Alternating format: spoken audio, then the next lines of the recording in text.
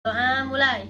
Bismillahirrahmanirrahim. Alhamdulillahirabbil alamin.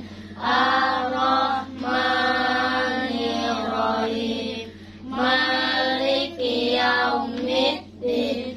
Iyyaka na'budu wa iyyaka nasta'in. Ihdinas siratal mustaqim. Siratal ladzina an'amta 'alaihim ghairil maghdubi 'alaihim waladdallin. Amin. Doa sebelum belajar. Bismillahirrahmanirrahim. Rabbil zidni ilma warzuqni fahma. Artinya, ya Allah, tambahkanlah kepadaku ilmu dan berilah aku paham pengertian yang baik. Amin. Baiklah, Ibu absen dulu. Febri, Hadir, Bu. Hafiz, Hadir, Bu. Dian, Hadir, Bu. Marcel, Hadir, Bu. Rapa. Hadir, Bu. Baiklah, untuk pertemuan pada pagi hari ini kita akan melanjutkan pertemuan kedua, yang mana minggu kemarin kita sudah membahas pertemuan pertama, yaitu membahas tentang pengertian jamur, ciri-ciri jamur. Apakah masih ingat tentang pengertian jamur? Di sini Ibu akan melanjutkan materi yang kedua, yaitu tentang pengelompokan jamur. Pengelompokan jamur itu ada 4. Yang pertama, Zygomicota, Ascomycota, Basidiomycota, Deutermycota.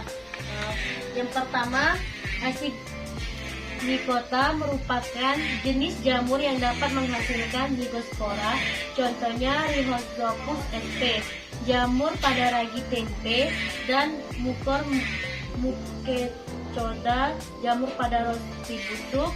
Zygomicota merupakan 3 tipe hifa, yaitu stolon, merupakan hifa yang membentuk jaringan pada permukaan. Yang kedua, substrat. Yang ketiga, rhizoid, yaitu hifa yang menembus substrat dan berfungsi untuk menyerap makanan. Yang keempat, sporangiofor, merupakan hifa yang tumbuh tegak pada permukaan substrat dan memiliki sporangia globular berbentuk bulat di ujungnya. Ciri-ciri jamur yang termasuk dalam divisi zigomikota sebagai berikut. Yang pertama, dinding sel terdiri atas kitin, tidak memiliki spora sehingga sporanya merupakan sel-sel yang berdinding. Spora inilah yang tersebar di mana-mana. Yang kedua, talusnya bermiselium dengan cabang banyak dan hifa tidak bersekat sehingga terlihat seperti hifa atau bulu. Yang ketiga, biasa hidup seperti sporofit di darat. Yang keempat, perkembangan secara aseksual dilakukan dengan spora yang bersel dari sporangium yang telah pecah. Beberapa hifa akan tumbuh dan ujungnya membentuk sporangium. Sporangium berisi spora. Spora inilah yang akan membentuk tubuh menjadi miselium baru. Yang kelima, perkembangbiakan secara aseksual dilakukan dengan peleburan dua hifa, yaitu hifa betina dan hifa jantan. Hifa jamur jantan adalah hifa yang memberikan isi selnya. Hifa betina adalah hifa yang menerima selnya. Perkembangbiakan ini dilakukan dengan gamegium yang sama bentuknya, hifa jantan dan hifa betina, yang mengandung banyak inti. Selanjutnya, gametangium menggandahkan populasi. Yang kedua, asimikota. Asimikota adalah kelompok jamur yang berkembang biak dengan membentuk spora di dalam selnya yang disebut excus. Pembentukan excus inilah menjadi ciri-ciri asimikota. Asimikota disebut juga sak fungi karena memproduksi spora dari bagian reproduksi seksual yang berbentuk seperti kantong. Beberapa asimikota hidup di dasar hutan yang berhumus tebal dan membentuk struktur reproduktif berbentuk mangkuk. Perkembangbiakan secara seksual dilakukan dengan pembentukan akses spora. Secara singkat, perkembangan seksual asimikota yang terjadi dengan peleburan inti axonoginium.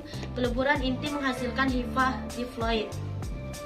Yang ketiga, Basidiomycota. Sebagian besar jamur Basidiomycota bersifat makrofis dan memiliki tubuh buah seperti payung. Secara umum, tubuh buah mempunyai 4 bagian, yaitu tangkai tubuh, tudung, polva, dan bilah. Stip merupakan suatu massa miselium yang tumbuh tegak. Folius merupakan bagian yang ditompang oleh stip. Sewaktu muda, Folius dibungkus oleh selaput yang disebut velium universal yang akan pecah menjelang dewasa. Polva adalah sisa pembungkusan yang terdapat di dalam tangkai. Lamella merupakan bagian bawah dari tudung, berbentuk helaian dan tersusun dari lembaran. Yang terakhir, Deuteromycota. Deuteromycota disebut juga fungi infekti karena belum diketahui adanya reproduksi seksual berkembang biak dengan konidia. Tidak ditemukan aksus maupun basidium sehingga tidak termasuk dalam kelas Asimikota dan Basidiomycota. Oleh karena itu, jamur ini merupakan jamur yang tidak sempurna. Ciri-cirinya antara lain hifa bersekat dan dinding sel tersusun dari zat kitin, hidup sporofit maupun parasit. Jamur ini bersifat sporofit di banyak jenis materi organik. Sebagai parasit ditanam tingkat tinggi dan perusak tanaman budidaya dan tanaman hias. Jamur ini juga menimbulkan penyakit pada manusia yang detartomycosisi, kurap dan panu, dan menimbulkan kelapukan pada kayu. Baiklah, materi selanjutnya tentang jamur. Peranan dari jamur dalam kehidupan sehari-hari. Jamur ini ada dua, ada yang merugikan dan yang menguntungkan. Baiklah, di sini saya akan menjelaskan contoh-contoh jamur yang menguntungkan. Yang pertama itu zigomikota, misalnya Rhizopus oryzativa, jamur untuk pembentuk tempe.